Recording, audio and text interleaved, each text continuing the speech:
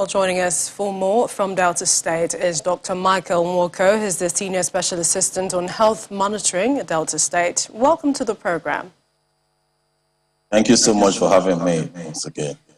All right, tell us, is there a dearth of persons who have taken the first dose not going for their second shot? And, why is this? Especially the fact that you've brought up this technique in taking the vaccines closer to the people.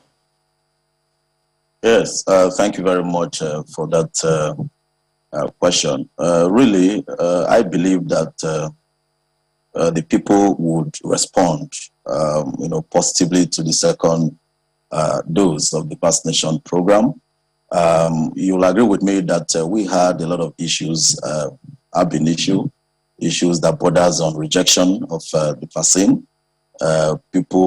Majority of persons, including some educated persons, will tell you that the vaccine is employed, or the vaccination program is employed to inject microchip into the human body for monitoring, etc. So we have had issues that borders on rejection, etc. But what we are doing is to continually drive this advocacy and sensitization on the need for the people to understand that the vaccines are safe and efficacious, and that they should do away with such,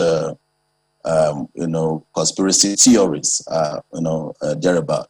Now, what we are doing now in this, phase of the vaccination program is to encourage all those who have taken their first doses to avail themselves of the opportunity to take their second jabs. We have just begun the program. It was flagged off on the 4th of June of this year. And what we also try to do is to decentralize the vaccination program in such a manner that it trickles down to the people. As I speak, immunization officers, local immunization officers have been deployed to the 25 local government areas in the state with the primary healthcare centers in these local government areas as vaccination centers.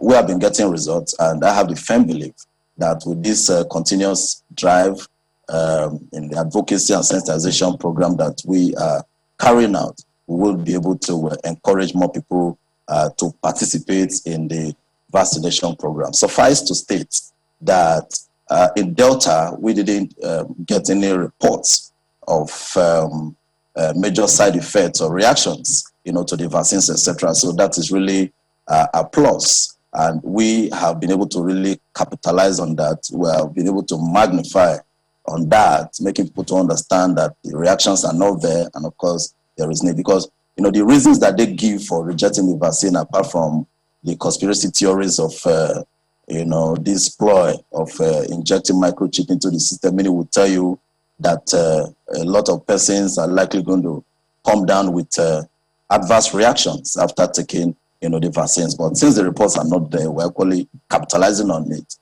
in this our drive for this advocacy and sensitization program for the people to come out and get vaccinated.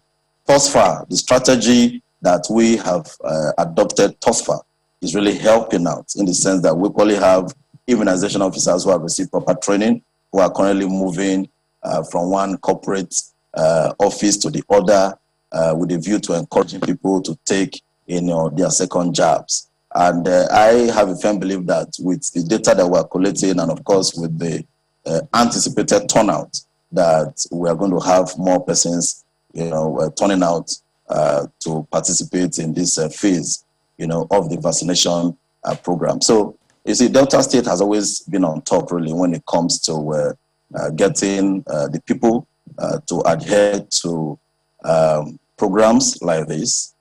You remember when we really began the war against COVID-19, you will agree with me that we adopted the best of strategy towards ensuring that we get the people to comply to safety protocols. And that's where I'd like to come in. I haven't told us, what you're going through now with the second dose of vaccination in terms of, ensuring that there are no more cases of COVID-19. What is the state doing? Yes, the first strategy is to ensure that we drive the vaccination program, because you will agree with me that if we have more people taking their jabs, to a large extent, we are going to create a safer society for everyone. Because if you have your vaccine first and second dose, you will not be able to infect others with COVID-19. And even if you are infected with the virus, it will no longer be harmful. That's what we are doing now. But there isn't enough supply for the population of Delta, is there? Yeah, I totally agree with you. I agree. Looking at the population of Delta states, and if you juxtapose it with the number of vaccines that we have, I know it's really not enough. But I think the obligation that we have at this time is to get as many persons as possible to consummate on the vaccines that we have currently.